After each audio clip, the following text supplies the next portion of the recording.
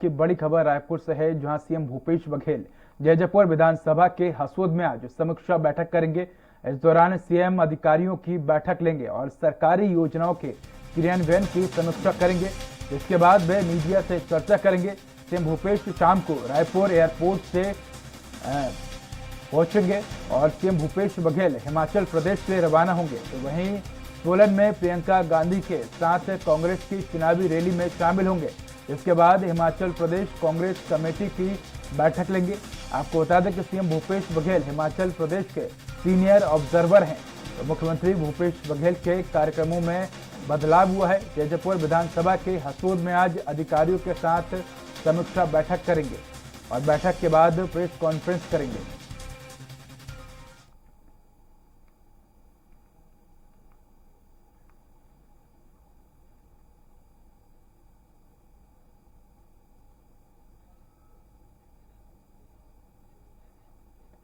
तो इस खबर पर अधिक चर्चा के लिए हमारे साथ दिलीप साहू हमारे सहयोगी जुड़ चुके हैं सीधे रायपुर से। दिलीप, आज सीएम भूपेश बघेल जैजैपुर विधानसभा के हसोद में समीक्षा बैठक करेंगे, कितनी महत्वपूर्ण आज की ये बैठक होने वाली है?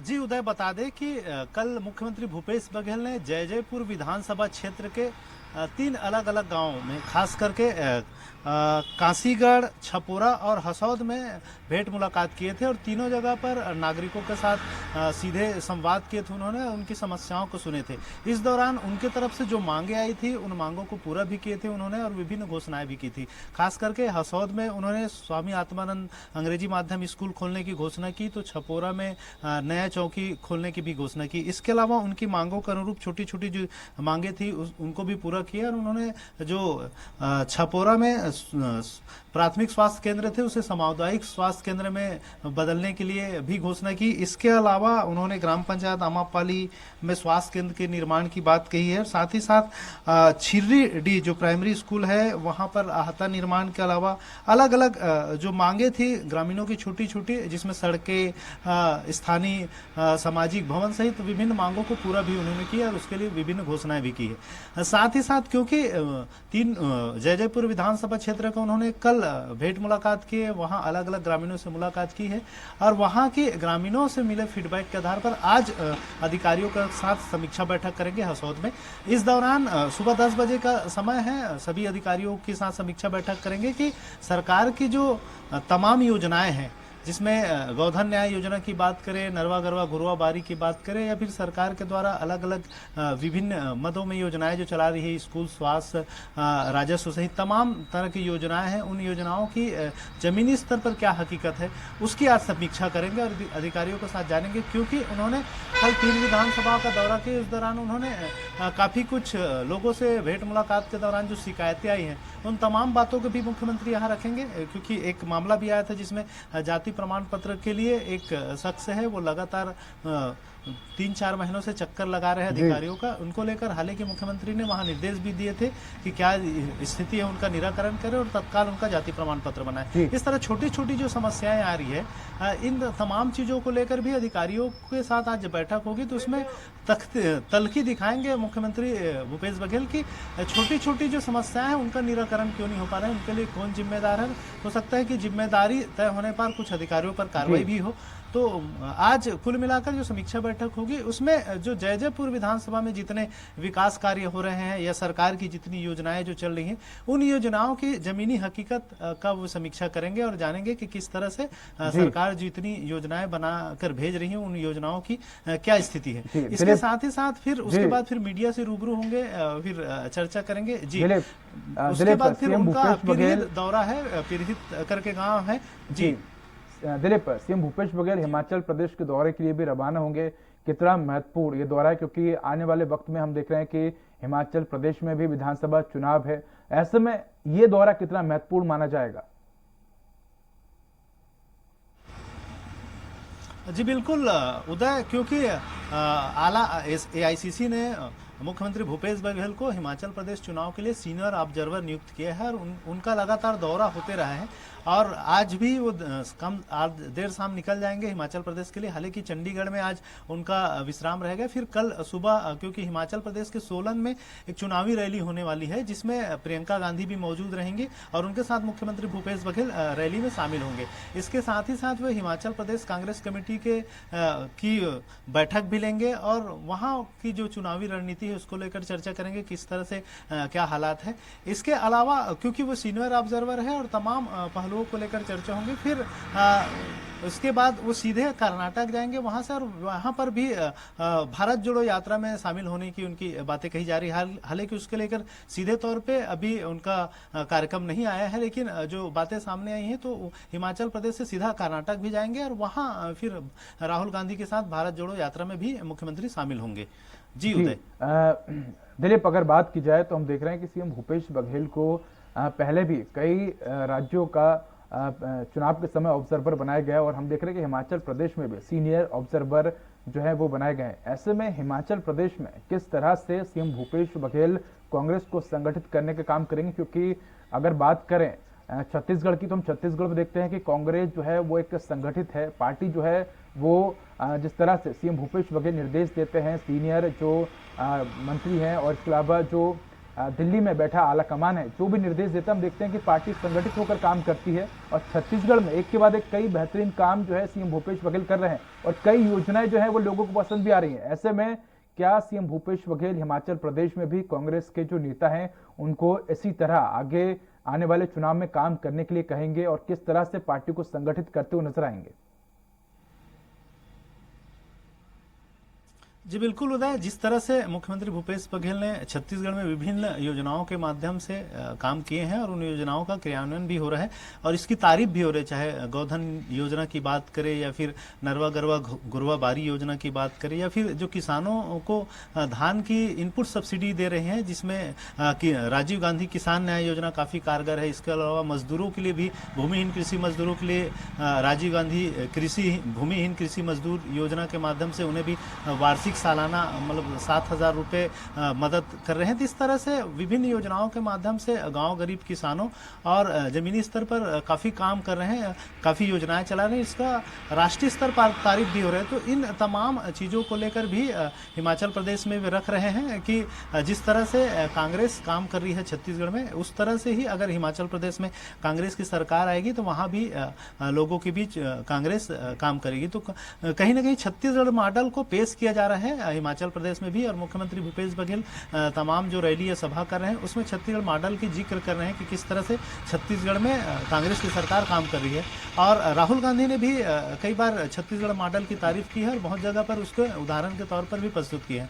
आज क्योंकि सोनिया गांधी की रैली है, प्रियंका गांधी की रैली है और इस दौरान भी छत्तीसगढ़ मॉडल की कहीं ना कहीं तारीफ होने की बात कही जा रही है और कुल मिलाकर एक नजीर के रूप में प्रस्तुत किया जा रहा है कि किस तरह से छत्तीसगढ़ में काम कर रही है कांग्रेस की सरकार।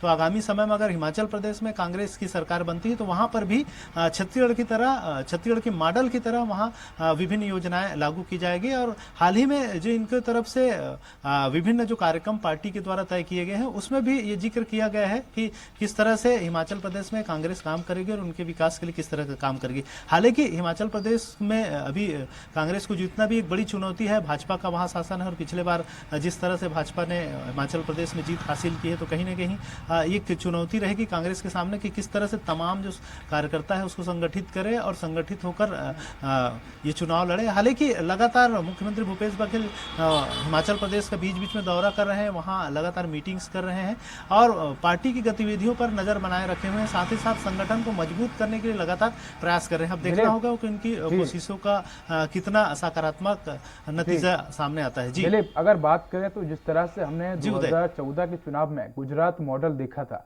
तो क्या ये माना जा रहा है कि 2023 में हम छत्तीसगढ़ मॉडल की चर्चा देखेंगे अलग अलग राज्यों में, चाहे वह हिमाचल प्रदेश हो या अलग अलग राज्य हो? इसके अलावा हम ये भी देख रहे हैं कि मुख्यमंत्री भूपेश बघेल पर दोहरी जिम्मेदारी, क्योंकि 15 या 16 महीने बाद छत्तीसगढ़ में भी विधानसभा चुनाव है और हिमाचल प्रदेश में भी चुनाव होने वाले हैं।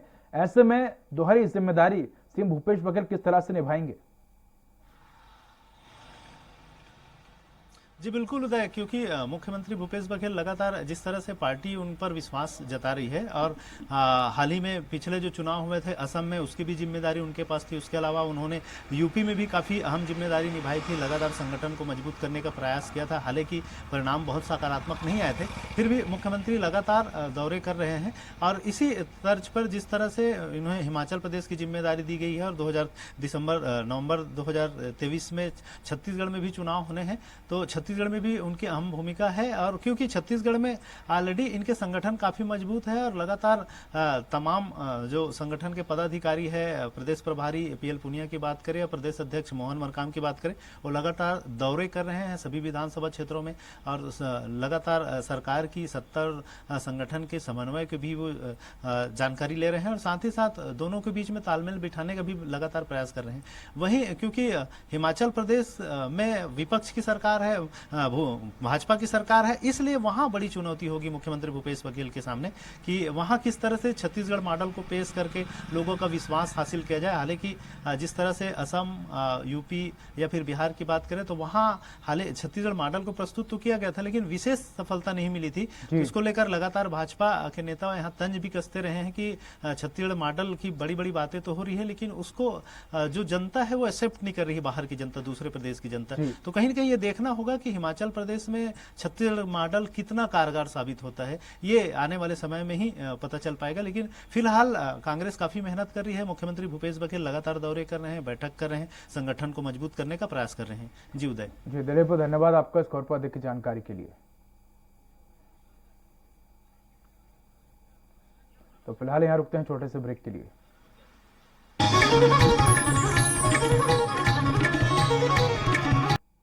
तो ब्रेक के बाद एक बार फिर आपका बहुत स्वागत है।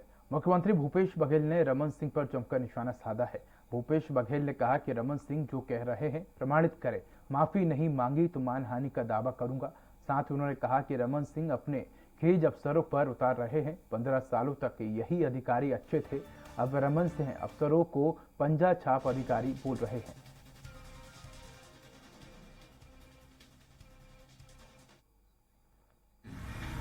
वो फेयर तरीके से चुनाव लड़ेंगे तो उसकी हालत जितनी थी उतनी भी नहीं रहने वाली, और इस कारण से वो अपनी खींच अधिकारियों पर उतार रहे हैं। 15 साल तक के थे वो अधिकारी अच्छे थे, अब आज जब सरकार में नहीं तो खराब हो गए। छत्तीसगढ़ में बीजेपी और कांग्रेस के बीच जुबानी जंग तेज हो गई है। पूर्व सीएम डॉक्टर रमन सिंह के आरोपों पर जहां मुख्यमंत्री भूपेश बघेल ने मानहानि का दावा करने की बात कही है, तो वहीं सीएम के केस पर रमन सिंह ने ट्वीट किया है और कहा है कि खोखली धमकियां नहीं, अब आपको प्रदेश की जनता को जवाब देना होगा। इसके साथ ही रमन सिंह ने यह भी कहा कि जहां तक कानूनी कार्रवाई की बात है तो स्मरण रहे कि मैं भारतीय जनता पार्टी का कार्यकर्ता हूं, ना मैं डरूंगा ना मैं झुकूंगा, सच बोला है और सच बोलता रहूंगा।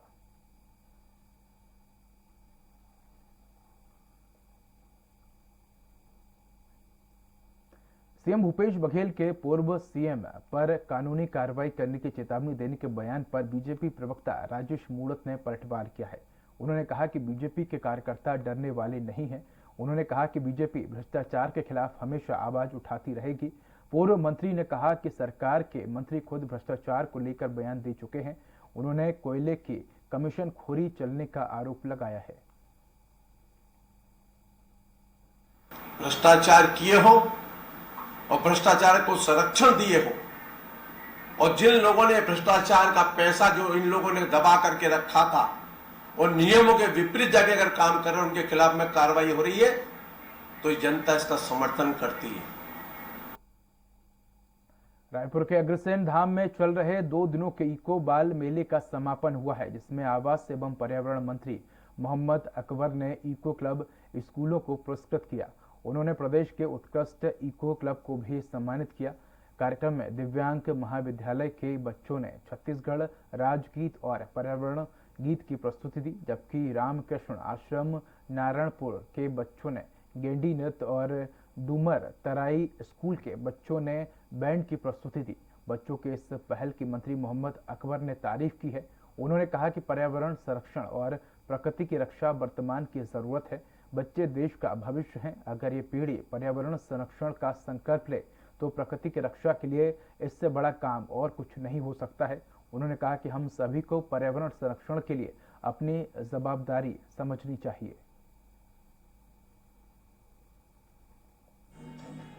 पर्यावरण की स्थिति छत्तीसगढ़ राज्य में बेहतर हो और सबसे बड़ी बात यह है कि छत्तीसगढ़ में 44.2% फॉरेस्ट एरिया है और जिसके कारण हम लोग बहुत सुविधाजनक स्थिति में हैं। इसके अलावा वन विभाग की तरफ से भी पर्यावरण को संरक्षित करने के लिए लगातार जो कार्रवाई की जा रही है, जैसे नदी तक वृक्षारोपण 100 मीटर के पूरी चौड़ाई तक जहाँ जहाँ स्थान उपलब्ध हो वो हम लोग उसमें वृक्षारोपण का काम करते हैं। उसके अलावा जैव विविधता के संबंध में भी बहुत अच्छी कार्रवाई वन विभाग की ओर से की जा रही है। छत्तीसगढ़ पुलिस अब वृद्धजनों का ख्याल रखेगी जिनके परिवार के सदस्य किसी कारणवश बाहर रहते हैं। साथ ही परिवार के किसी सदस्यों द्वारा यदि बुजुर्गों को परेशान किया जाता है तो अब उसकी खैर नहीं होगी। छत्तीसगढ़ के डीजीपी अशोक जुनेजा ने राज्य के सभी एसपी को हमर सियान योजना के परिपालन में पत्र जारी किया है।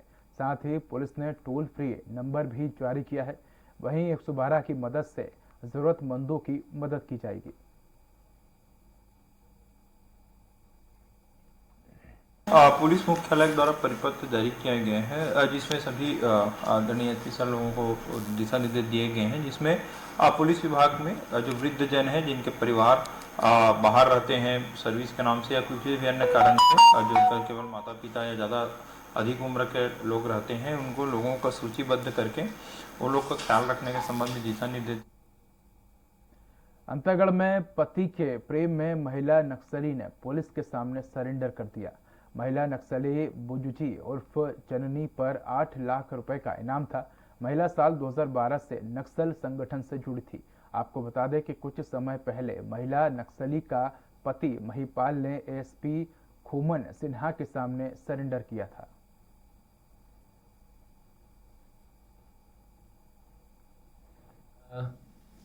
बस्तर के आईजी श्रीमान पी सुंदरराज सर के दिशा निर्देश पर और लगातार जो कार्यक्रम आत्मसमर्पण कार्यक्रम चलाया जा रहा है, उसी क्रम में आज बुज्जी उर्फ जन्नी लेकाम जो कंपनी नंबर 7 की सदस्य रही है और 303 उनका वो वेपन रखती थी, उन्होंने शासन की नीतियों से प्रभावित होकर आज आत्मसमर्पण किया है।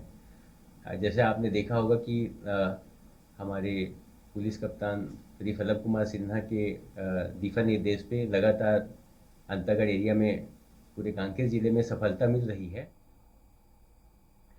धर्मजयगढ़ के जनप्रतिनिधियों ने नवपदस्थ एसडीएम डीएस पटेल से मुलाकात की। इस दौरान नगर की विभिन्न समस्याओं से उनको अवगत कराया गया।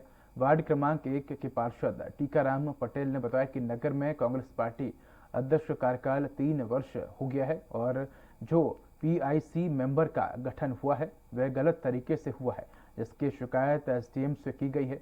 टीकाराम ने कहा कि हम सब राजनीति से ऊपर उठकर नगर विकास का कार्य कराना चाहते हैं, लेकिन नगर पंचायत अध्यक्ष हमारी एक भी बात सुनने को तैयार नहीं है। इस दौरान नगर पंचायत उपाध्यक्ष टार्जन भारती, पार्षद शिवहारी सारथी, पार्षद गगनदीप सिंह, कोमल श्रवण, सुरेश राठिया और प्रजापति उपस्थित रहे।